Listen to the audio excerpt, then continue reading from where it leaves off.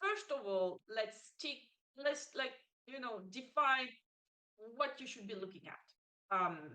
When you look at value versus cost, it's not one or the other one. It's not either or, right? It's this. And that's why I often say when you look at a project, you should aim for the ROI of 5 times or 10 times the investment. So that's the general rule. You should have some significant, return on investment for your consulting project. So that being said, how do we do that? So the first step is probably to determine the project value. You have to take a holistic approach to measuring value. It's not only about quantitative benefits; it also includes qualitative, benefits, not just hard dollar. So also don't forget to factor in cost avoidance as well. So technically, and that's where consulting is tough, right? It's intangible, it's hard to define value, but you need to try um to get that approach in some senses, and say this is what we expect and this is how we see the impact of that on our sales, or it can be bottom line, it can be top line, maybe it's company valuation.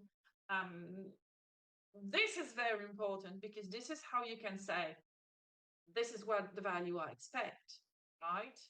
And my cost should be lower than that. And once you have that value in mind, then you can start thinking about costs. You have to look at all the project cost. That includes, the number of consultants, the duration, the scope, um, and then you compare that cost with the value that you have defined to make sure that this value, expected value, justifies the cost, right? Is the ROI high enough to make the project worthwhile? This is the whole point. But then, you have some trade-off. It's not always straightforward, right? Sometimes you have, you know, um, paying for a lower cost project, but that deliver less. Is it worth it? And actually, it might be, and it depends on the situation, but the balance between the cost and value is very important. Let's take a clear example so you understand what I mean. Let's say that you have in mind a project where you want to accelerate the time to market of a product, and you're expecting 2 million recurring, right? So you took that over 5 years. And then the consulting is asking for 500,000, and you say, well, this is way too much. I'm going to win 10 million over 5 years. And if you want to be complex, you have the NPV, and you look at it's probably closer to 7 or 8 million. And you look at it's 500,000, and you're looking at 7 to 8 million.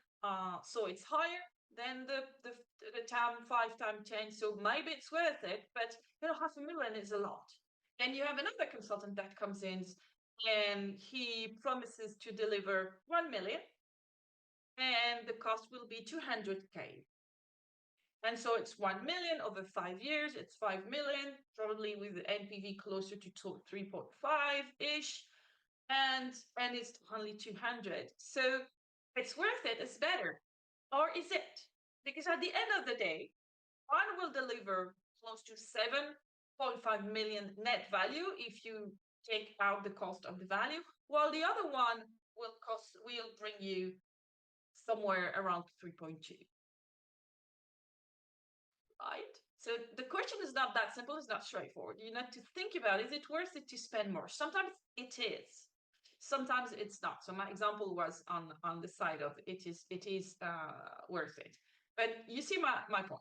And then the last part is to mitigate the risk with some flexible pricing. So when you're not sure about the value, or the value is less likely to really be to happen, to be delivered, then that's when you can think about performance-based fees or volume discounts.